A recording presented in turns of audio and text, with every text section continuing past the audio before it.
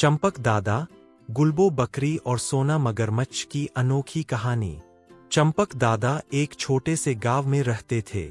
उनकी लंबी सफेद दाढ़ी थी, सिर पर पुरानी टोपी और चेहरे पर हमेशा एक मुस्कुराहट। वे बहुत ही मजेदार किस्म के इंसान थे, लेकिन उनकी असली खासियत उनके पालतू जानवर थे, एक अनोखी बकरी और एक मगरमच्छ। इस बकरी का नाम था गुलबो, लेकिन यह कोई आम बकरी नहीं थी। गुलबो रोज सुबह ताजे अनार का जूस देती थी। जी हाँ, एकदम लाल, मीठा और ठंडा अनार का रस सीधे उसके थनों से निकलता था। चंपक दादा हर सुबह गुलबो से जूस लेते, उसे चमकते हुए गिलास में भरते और मजे से पीते। पीते पीते कहते, गुलबो, तू तो डॉक्टर से भी बढ़कर निकली।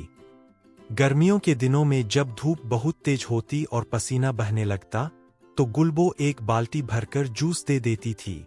चंपक दादा उसी में डुबकी लगा लेते और कहते, ये कोई आम नहाना नहीं है, ये है राजा महाराजाओं का अनार बात।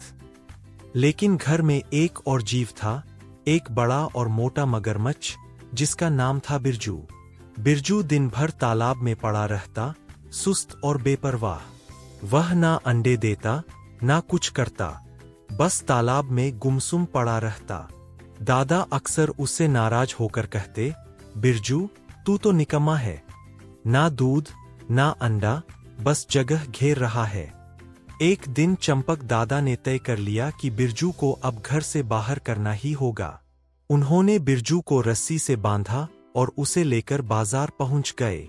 वहां उनकी मुलाकात हुई हिम्मत लाल नाम के एक दुकानदार से। वह बड़ा ही चालाक था और मीठी मीठी बातें करता था। जब दादा ने बिरजू को देने की बात कही, तो हिम्मत लाल ने मुस्कुराते हुए कहा, दादा, मैं आपको ऐसा मगरमच्छ देता हूं जो हर रोज एक सोने का अंडा देगा। दादा चौंक गए। सोने का अंडा? मगरमच्छ? हिम्मत लाल ने एक चमकदार हरे रंग का मगरमच्छ निकाला, जो छोटा था लेकिन उसकी आंखों में तेजी और चालाकी साफ झलकती थी। उसका नाम था सोना। चंपक दादा सोना को लेकर खुशी खुशी घर लौट आए। अगली ही सुबह सोना ने एक चमकता हुआ सोने का अंडा दिया। दादा ने उसे शहर में बेचा और बदले में खूब सारे पैसे कमाए। अब रोज यही होने लगा, सोना अंडा देता, दादा पैसे कमाते। जल्दी ही दादा का घर बदलने लगा। पंखे लग गए, कपड़े नए हो गए और चंपक दादा ने सोने की घड़ी पहननी शुरू कर दी।